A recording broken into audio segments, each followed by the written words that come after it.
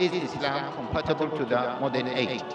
Many people are talking about Islam versus Christianity, or Islam versus Judaism or other religions.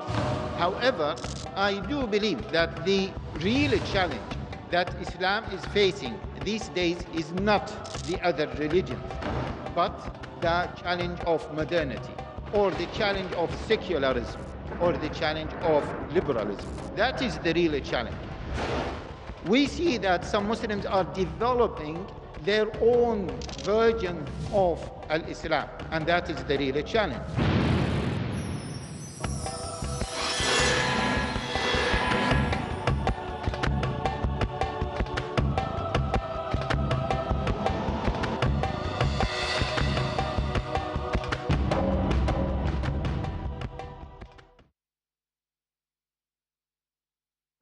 As someone wrote about homosexuality.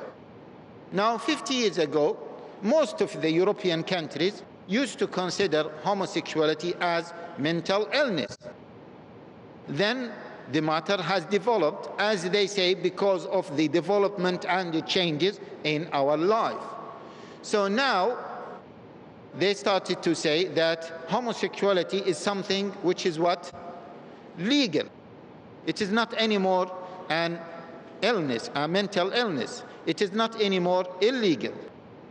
Now, who can give me assurance that maybe 50 years from now, homosexuality will be an obligation? You don't need to believe in homosexuality, but you need to practice it. Who can give us assurance that you will not be forced to practice it if we go down that line? Now, pedophilia in most of the countries is illegal, and it is considered to be something abnormal. Now, who can give me an assurance that according to the changes that we are experiencing in our life, it changes in technology, it changes in communication, etc., people are changing? So they will say, some people will say, we need to have sexual relationship with children.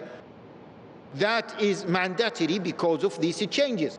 Now, this idea might look a mad idea to you. Agree or not? Yeah, it might look a very mad idea. Who can say that, oh, we will think of having sexual relationship with children? This is crazy. When we talk about homosexuality, or if we imagine the discussion about homosexuality 50 years ago, and someone presented this, they will say, oh, he's mad. Do you think that a man will have sexual relationship with a man? Do you think that the human being, normal human being, will accept that? This is madness. But now they say, well, it is something genetic and it is something acceptable. Why not? Similarly, if we say, oh, 40 years age man, why don't he had kind of sexual relationship with 5 years boy or even girl? Everyone will say, well, come on, please stop it. This is madness. But who assures, who can give us assurance that this will never happen? No one, of course. This is a problem with the issue of what? Changing values according to the changes of people. Now, another problem with this is the fact that the situation in India is different from the situation in Pakistan, from a political perspective or from a social perspective. Shall we have a set of values for Indians different from the set of values for Pakistanis? For example, let us say that here most of the people are not Muslims in India, but in Pakistan most of the people are Muslims. So let us say that we will have a set of values suitable for this country and other set of values suitable for the Pakistanis. Okay, what about the other Arab countries? Do we have a different versions of set of values? This is something that we need to think about it. Now, what will happen if there is a conflict between Pakistan and India, which is the case maybe? So who is going to rule? The set of values of India or the set of values of Pakistan? Shall we judge based on the set of values of India or the set of values of Pakistan? This is something that needs to be addressed. This is another question or a challenge against the challenge of having what? Having changes in our value system. The other thing, once we talk about values, what do we mean by values? We haven't defined what values are. What about the spiritual values? The spiritual values, other than the political values maybe or the social values, what about the spiritual values? Now the people still, they have their spirituality, and that gap has to be fulfilled. How do we fulfill that gap? Do we need to have a new set of values to meet the demand of the people for their spirituality? Who said that our spiritualities has changed? Now someone might say, let us have a total separation between spirituality and the values related to politics or the values related to our social life. But can we really have a separation between politics or economy and spirituality? Can we really have that? This is a big question. For example, honesty. Is it a spiritual value or is it an economical value? This is a question. Now, if you talk about honesty, it is a value that is related to what? That is related to our political life, that is related to our social life, but it is connected to our spirit. It is a spiritual value as well. So, shall we change that spiritual value to meet these changes in social, political life? This is a big question. Anyway, there are many other questions, but let us stop here. So that is the first solution, which is what? To change values according to the changes we are experiencing in our life. Now, let us move to the second solution, which is what? Anyone knows? Anyone still remember? We said that we have three possible options. Yeah, anyone? The first option is what? To change the values according to the changes we are experiencing in our life. The second option is what? To suppress any change. To suppress any change or to change the changes. What does that mean? It means that, because of the changes that we are experiencing in medicine, in technology, in communication, we are changing our values and that is not working. So let us stop any development, any change in what? In technology, in communication, in media, etc. Let us stop it, suppress it, and let us deal with it as, I don't know what is the group of Americans in America who live outside the cities and they are not using electricity. Let us deal with it like those people and live just as if we are living maybe 1,000 years ago. Do you think that is acceptable? I don't think that any of us will accept that this option is a viable option. So let us take the third option. The third option is what? Is to say that there are values that should remain constant without any change. Within those values, there are some details that can be changed in order to accommodate the changes that we are experiencing in our life. That is the third option. I hope that the third option is clear. A set of values that does not accept any change. Within those values, there are some other details. You may call them values. Some people might not call them values, but some other details with those values that are flexible to change in order to accommodate changes in our life. And that is the third option, is the Islamic option. The Quran, the Sunnah are telling us that there are certain principles that cannot be changed.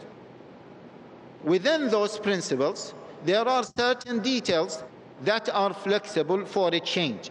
Or they are flexible enough to be implemented in any changing circumstance. And that is the comprehensive Islamic solution. Let us take the example of Salah. Salah, we have to pray 5 times. This is a principle, or you can say this is a value that does not accept any change, and we should not change it. If we change it, then we will leave Islam. So 5 prayers. Whether we are working in technology, we are working in India, or whether we are working in Pakistan or Saudi Arabia, or we are sitting next to Kaaba, wherever we are, we have to pray 5 times. But the Sharia itself, because it is the religion, or it is the system that has been revealed from the one who created those changes, the one who knows that the life will change, gave us the flexibility in terms of time. The Dhuhr starts from a certain time and ends in a certain time. As a matter of fact, in some abnormal circumstances, the Dhuhr time can be expanded to, or can be extended to cover also the Asr time. So we will have more flexibility. As a matter of fact, there is also another step which was given by Sharia, given by Allah Jalla wa Ala, is the fact that when you are in a state of travel, you can combine, so the Dhuhr time has or can be expanded. Not only that, but instead of praying 4 rak'ah, you can pray 2 rak'ah. So that is a matter of flexibility that the Sharia has provided in order to accommodate possible changes. So when you are traveling by plane, you might not be able to pray in a certain way, according to the way the Prophet ﷺ prayed 1400 years ago, or according to the prayer the Sahaba used to pray 1400 years ago. However, you can be very close to that prayer, and you have to watch out the time. You can pray at any point in this time based on your trip. Not only that, but it is a 2 rak'ah prayer, which is very short. Not only that, but you can pray in the plane wherever the direction is. Not only that, but you can pray in a sitting position if you cannot stand. This is as simple as that.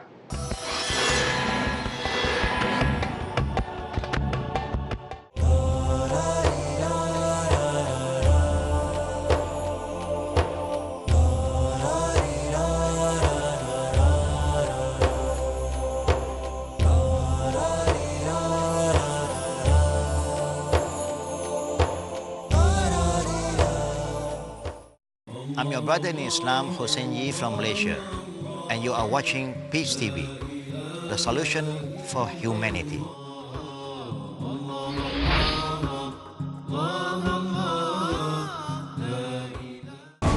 Let's come under the shade of the scholars. So the issue is a problem of knowledge. Asim Al-Hakim. Why do people do bid'ah? Imam Malik said, whoever claims there is a good innovation in the deen, Salim Al-Amri. he is accusing that Prophet Muhammad did not convey the message.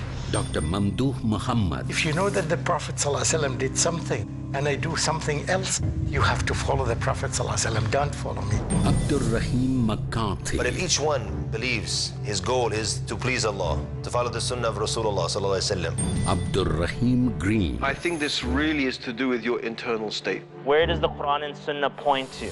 Muhammad Al-Sharif. We have to follow what Allah and His Messenger said.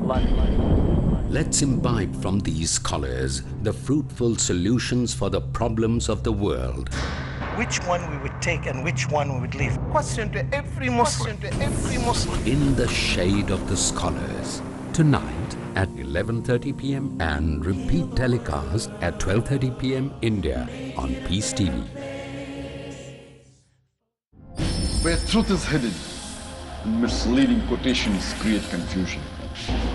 Where truth is hidden, lack of knowledge and wisdom cause upheaval and commotion. Where truth is hidden, manipulated scriptures and twisted facts emerge. This very hidden truth creates false propaganda, mayhem, chaos, disorder, and turmoil in our lives and the world order.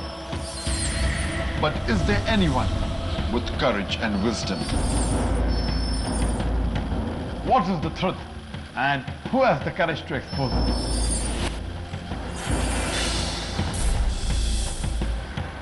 Because it's your right to know the truth. Watch Truth Prevail and Lies Perish in Truth Exposed by Dr. Zakir Naik. Next on Peace TV.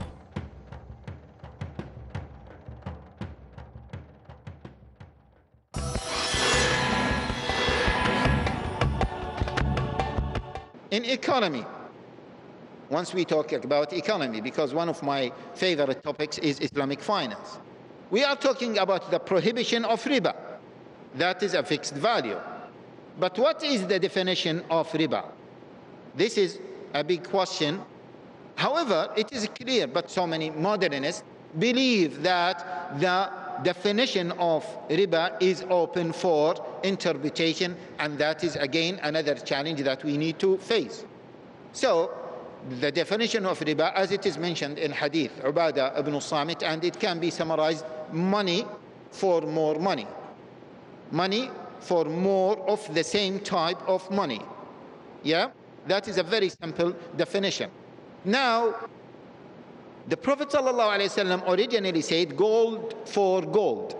Now we don't have gold, we have the normal currency. And now even we don't have even currency, we don't have the paper money. What do we have is what? The digital money.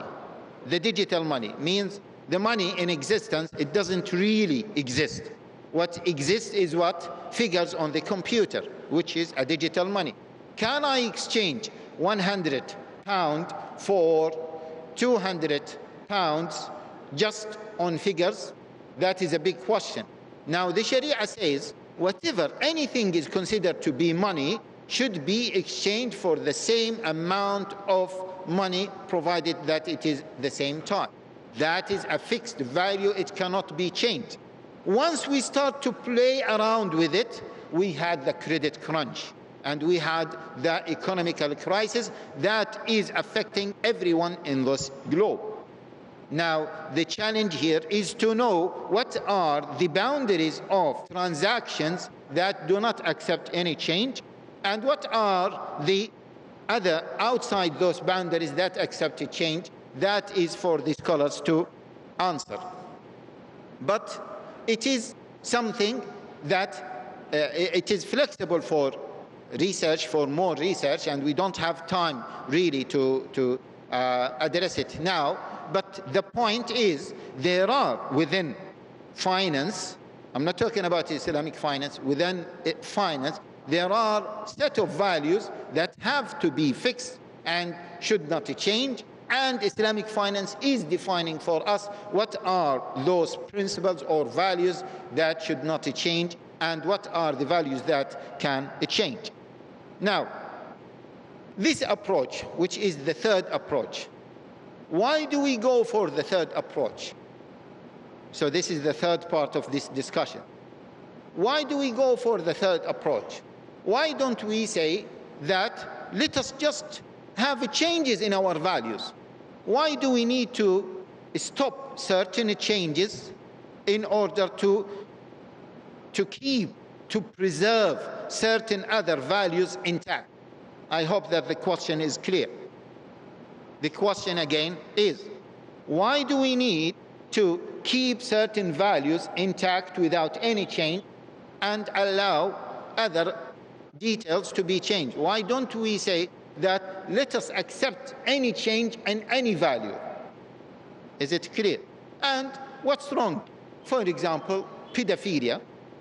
What's wrong if the child is happy to have, for example, sexual relationship with a man of 60 years of age or a man of 40 years of age? It is up to him. He's happy, the man is happy, everyone is happy. Why not? This is a big question. First of all, and I would like to draw your attention to this important challenge. We need to know the answer. First of all, this creation includes human beings and includes other than the human beings. It is true that we are the masters as human beings. We are the master of this globe. However, we are not the only created being in this globe. Are we? There are the animals, there are the trees, there are other things. So if we as human beings accepted to change and not to keep any value intact without a change, what will happen to the animals? What will happen to the whole universe? What will happen to the trees? What will happen to the rivers? What will happen to the what? The resources that has been given to us by the Creator, or that has been given to us in general. Shall we change the universal principles that govern those created beings? This is a big question. And that's why, because of this problem, this philosophical problem, we see a growth in the Greenpeace organizations, because they say that the mankind went too far in accepting any change, and we need to stop that change. We need to preserve water resources. I read that Bombay is facing a major water shortfall. Is that true? Yeah? And that's why the government cut maybe 20% of the water supply. This is an example. Other examples in terms of wood, the global temperature, etc. They said that we need to stop all changes in order to preserve this planet. And Islam has provided the solution long time ago. But Islam gave us the foundation for that solution, which is certain changes should be stopped, should be suppressed, and certain other changes, Islam has the flexibility to accommodate for them. Now, another point about why do we go for this option. Some people say we cannot resist a change. So why do you want us to resist a change and to suppress it in order to preserve certain values intact? We say, and please do listen to this, we said that these are changes, means that at a certain point they were not like this, and then they changed. So if they accept to change, why don't we say that let us change them again? Is it clear? If they accept to change, why don't we say let us change them again? Because they do accept to change. And we are the people who brought up this change. This is a very important thing to remember. So we cannot just accept the fact that those changes have to be, we have to allow them because we are unable to suppress them or we are unable to stop them. This is something that we need to remember. The last thing that I would like to mention about this approach, why do we accept the third approach, which is what? Which is accept some changes. However, we need to stop some other changes in order to preserve certain values. Why do we need to do that? We need to do that in order to what? In order to secure our akhirah. And that is the most important thing. Now, brothers and sisters, please do remember that in any intellectual discussion, bring the issue of akhirah, bring the issue of what will happen to us as human beings after death. Don't just limit the discussion into this dunya. If you limit the discussion into this dunya, you might lose, or it is likely to lose. And that's why always bring the issue of the akhirah.